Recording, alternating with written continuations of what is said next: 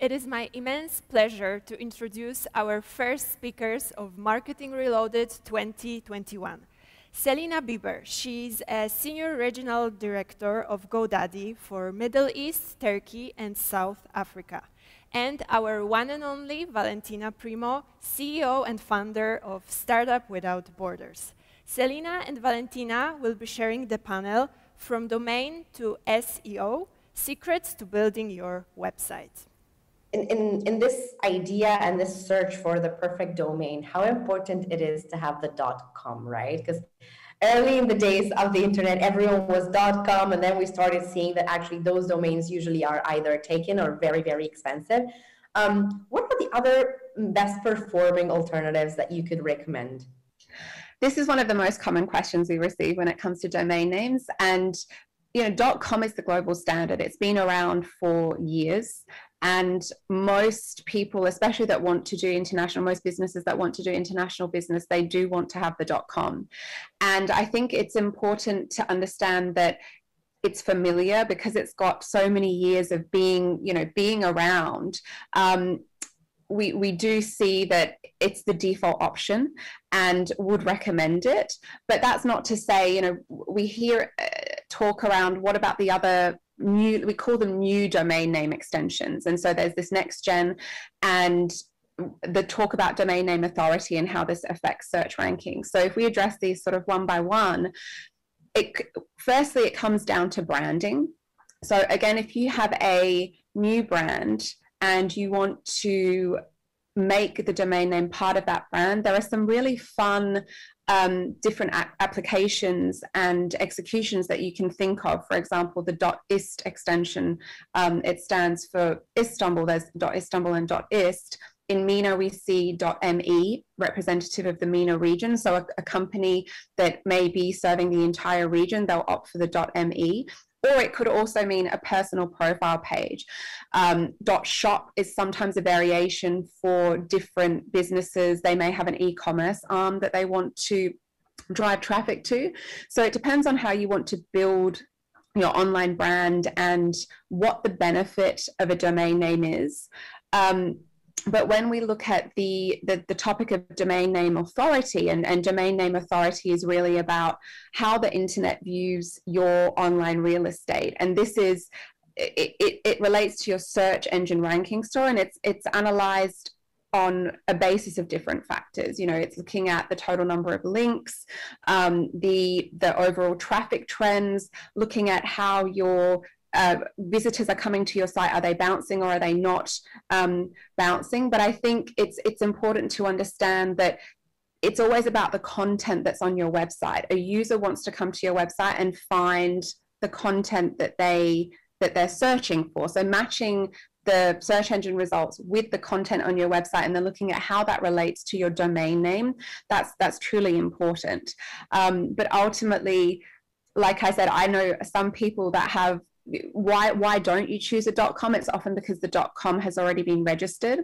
And I know people that have actually, this was back in the day, but I know people that have actually looked at their company name, realized that the .com isn't available, checked to see when it expires, and then waited for that expiration date and then registered it immediately because it wasn't renewed, and reclaimed their .com for their company name. I think it's harder to do nowadays. I think this was quite a few years ago now, but these are examples to show, you know your business the best, you know what your audience will respond to. Have fun, and if you really think it strengthens your brand, then consider other options. But I would also keep the .com in my pocket just to avoid any confusion. If somebody's trying to go from memory and type your domain name into the browser, into the URL address bar, they'll probably go with .com as the first choice. And so it's always good to then have the traffic redirecting to whatever domain name extension you do choose. Right. So we got the domain. We're moving to the next step when building a website, right? Building the actual platform. Do I need to hire a graphic designer? Because this is a question a lot of entrepreneurs have.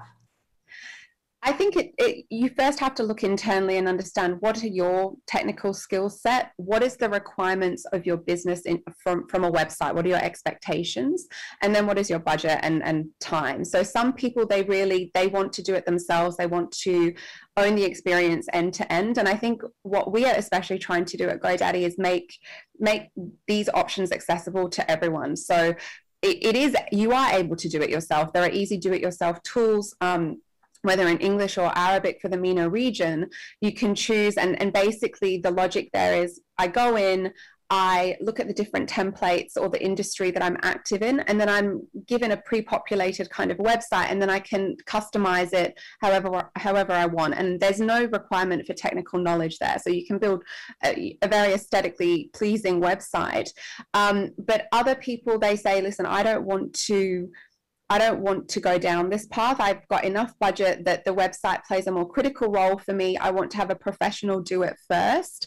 And then they go and they work with, a web agency, for example, to get it developed. So there's no right or wrong here, but it's really about assessing what your business priorities are. And a lot of people say, well, if I get somebody to help me out the door, then I can manage it thereafter. And it also depends on the type of product you choose. So if you're choosing a do-it-yourself website builder, such as Websites Plus Marketing or the Arabic website builder that we offer, those are quite easy to get started by yourself. If you're looking for a more, let's say, a rich website experience that's more flexible and you can enter the back end and do a bit of customization, then we're talking about WordPress. And WordPress is globally very, very popular, but it's more difficult to navigate for a lot of, let's say, you have to be a little bit tech savvy. You have to know your way around a little bit more.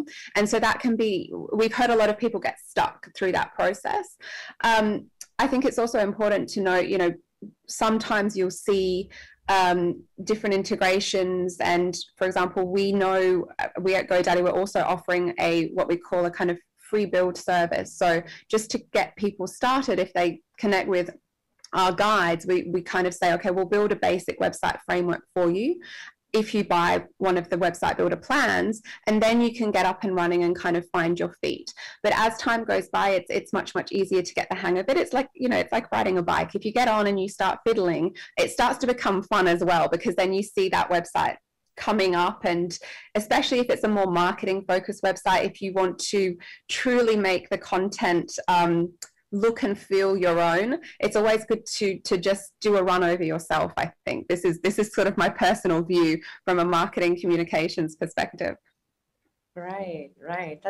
That's super interesting. And I was wondering, you're building the website, calculating how to do the design, what other things, or let's talk about steps rather. What steps should an entrepreneur take before launching and turning the website into a live reality? I think it goes back to what we discussed at the beginning in research. So a website should not be independent of your overall business and marketing strategy. It's a part of it. When we look at a website is part of your online presence. And what does an online presence mean today? It means a fully functional tool to help grow your business, to help develop your business. So first and foremost, what are your business goals? Overall, when you're looking at launching your business, or if you've got a business already, what are your goals for the next 12 months, and how does your website fit into that? So, do you want to have, to the point earlier, do you want to, if you've got a physical store and you want to look at online as an extension, which was something that we saw a lot over the past 12 months, the question is, okay, so the website is going to serve as what? Is it going to serve as a information platform? Is it going to serve as a sales platform or an ordering platform? So for people not ready to take the plunge into e-commerce, then the website fulfills the order process, but allows them to then plug into, say, WhatsApp or an email or a telephone order format, and then get the delivery of the product. We saw this was very, very common. So that's kind of the first question you need to answer, because that will then help you understand what content needs to go on the website. The secondary question, and again, it's what we ask as part of marketing strategy, who is your audience? Who are you targeting? And for example, a legal office, it'll be very different versus a bakery or a beauty salon. So it's very important to look at, how do I speak to the audience? What is my tone of voice? What are their likes and dislikes? And especially if you already have an established business, I think one of the most important things is to look at your sales data, look at the data that you have already, and then you can go away and say, okay, so I know that these products sell best or these services sell best, and then look at how you merchandise them on your website. So let's use the beauty salon example. If one of your top sellers is a French mani-pedi, then maybe that's going to be one of your core images on your homepage, so people understand, yes, this is what I'm getting.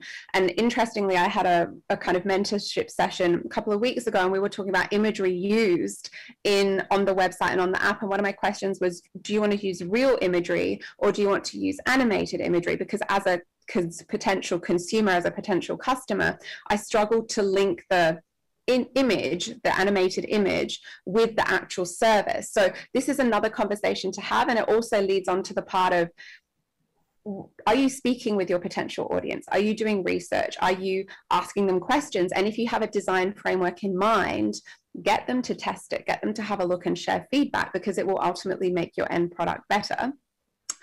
Thereafter, obviously, when we look at, we've kind of defined the audience, we've defined, what our website function is, then look at why your visitors are coming to your site. Why do you want them to come to your site?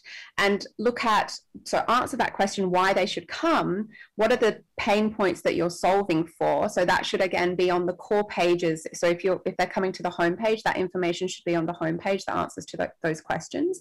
But if you're sending them to a landing page on the website, through specific online advertising, maybe to a specific product page, then that page needs to address those specific questions. And then differentiate. So what are your strengths versus your competition? Are there any best practices, not necessarily from your industry, but that you've seen work really well for other businesses? How do you incorporate them into your own website, especially from a content perspective? And how are you setting yourself apart? What are if we look at points of parity, how do we differentiate ourselves a little bit or make ourselves stand out? But how do we then strengthen our points of difference against the competition to really give what our customers and our visitors are looking for? And this should be the basic framework for then creating the content. And I think it's important to have an idea of content beforehand, because you want to go in with something ready, and then you can tweak and see how it comes together visually, and then make updates. And the beauty of a website is it's not print. You start and you can tweak it tomorrow, you can tweak it in 6 months' time, it can move, it's very flexible, and that's the beauty of digital. Right. Yeah, I love that aspect as well. It's a constant learning path, and it's a constant growth journey. Exactly. And it's also exciting that the internet, the web space changes continuously, which forces you to stay updated and to stay connected. Exactly, you have to. So when it comes to having that website, let's say we have it, it's running, it's live, how do we make it findable or searchable? How do we take a website to become one of the leading websites in the industry? This is another good question, and I think it's probably one of the most common questions, is people, they do want to get more eyes onto their website. Number one is research your keywords. Really understand the keyword opportunity for you. What are the volumes and how you can attract more traffic to your site, and then create that can have that as part of your content consideration. So ensure that's built into your website now. And we are seeing more and more markets that have high level of mobile traffic, internet traffic versus desktop. So make sure it's internet friendly. Don't go down the path of having a lot of heavy content on the website, videos to load, because it'll just make loading times much slower, and that will contribute to bounce rate. Understand metadata and use it properly. Alt tags for images where you can. Read those are the simpler things to do, so read up on that and make sure that it's incorporated into your website. Avoid duplicate content. I think one of the traps people fall in is, I'm going to copy and paste this. I'm going to, if you have duplicate content, you will be penalized. And it's the same as if you are just copy and pasting. We need to reference, we need to link out to other sources. And that will also ultimately help your visibility. If you can then backlink to other sites and other sites backlink to you, then you create that growth network for visibility online. Looking at showcasing, for example, reviews and testimonials, that's another good one because that's now being noticed as well in the SEO universe. And submit your sitemap. So in a nutshell, I think those are the top things to consider, but also watch out for website speeds. As I said, make sure desktop, mobile, they're loading fast because it's one of the core contributors to a bad online experience. Right. Well, that's an interesting point, and I believe not everyone knows how important the speed is, for example, right? Exactly. What are some apps, platforms, or maybe plugins that you can recommend? So I think we can split these into a couple, integrated tools, plugins, and then also just general marketing tools. So when we look at to the point of if someone's doing it themselves, they're using a do-it-yourself website builder, a lot of them have included SEO tools. And I think this is a great starting point because it takes your website for you already, so you don't have to reinvent the wheel. You go in, you kind of assess it page by page, you pick the best keywords for your business, and then you can look at, okay, is this page optimized? Does this page have what it needs on it? And it includes kind of the metadata, the ad copy, and gives you an end-to-end overview while you get up to speed on, hey, what is SEO and what does this mean for my website? From a marketing point of view, I think it's important to, as we do that market research, understand what is coming up online when you research for a specific domain name or business idea. That you've got the keyword tool, which is a good one. So you can have a look at, what kind of short keywords are available and which platform you want to research them for. So, is this on just Google? But now obviously we see this SEO phenomenon also coming up on social media networks. Looking at, I think one of the other ones, an interesting one is Answer the Public. And that is, there's a difference between these kind of short keywords and long tail keywords. And so long tail keywords allow, they normally have lower volume, but it's easier to capture that volume. So for example, if you are looking at having a blog on your website, then you want to choose your blog topics according to that and where there is potentially more opportunity for your business. So that's a good one to use. From a plugin perspective, there's Yoast SEO, and I think it's inbuilt into WordPress. So if you are choosing WordPress, it's one of the easiest ones to just go in, and it tells you specifically, okay, you need to adjust this, you need to change that. One of my favorites is SEMrush. It's not a free tool, it's a paid tool, but I think it's market standard, and it's a really, really powerful tool. So that's one I personally use a lot. And then there's obviously the Google Search Console. So I mean, Google is probably the number one company. It's Google. You Google something, so it's always good to look at the owned products of Google and see and utilize that to really understand SEO and where you can optimize your content. Yeah, right. In terms of updating you, we were talking just a minute ago about how important it is to stay updated with the trends and to keep the website alive, right? How often should I do it? What's a good time for that? It depends on what your business is. So for example, an engineering consultancy company probably doesn't need to update their website. Maybe once every 6 months, take a look, and maybe once every year, update the projects, unless you've got a page where you've got news updates. One of my pet peeves is going onto a website and seeing their news updates haven't been updated since 2020 January or 2018. It does happen, but I think if you have a website, for example, you retail, even if you're not an e-commerce store, I think e-commerce businesses online, they need to merchandise more frequently. So what is your latest promotion? What is your latest product? But look at your business and again, how it links back to your business. A cafe, for example, again, if there are events that are happening, you might want to have that specifically a 2-week campaign on your homepage that's merchandised. If you're doing virtual invites, have a call to action where you gather those virtual invites. There are different, if you've got a special on a specific product, have that merchandise on your homepage. So understand your business calendar and then how the website functions as a supporting marketing tool or a fulfillment tool. Just understand what are the updates. Is there a pivot in your business? We saw a lot of businesses going in at the height of the pandemic and just looking at how they need to update their homepage information and the overall content on their website. And this obviously spills over into customer communications as well. So if you're updating something, how does your customer communications reflect that, and vice versa? Right, right. And one last question before we go. We only have 2 minutes left, but what kind of content, I mean, content marketing is a big, big part of the game today. And what kind of content do you think can help drive more views to a website? Obviously SEO optimized content, but creating an authentic story. What is your story? How is it authentic? You know, steer away from hardcore marketing speak and really represent your brand. So as you go back to that first step of defining your online brand, who are you? What do you want to tell? And why are you valuable for your audience? And I think answering those questions will help you build a narrative, and that's going to be truly important to capturing people, as well as good images and visuals, you know, high quality as much as possible. That authenticity, I think, is key in today's very noisy content world. Right. I think that's a beautiful answer to kind of close the panel. Thank you so, so much, Selina. Thank you for having me. It was a pleasure.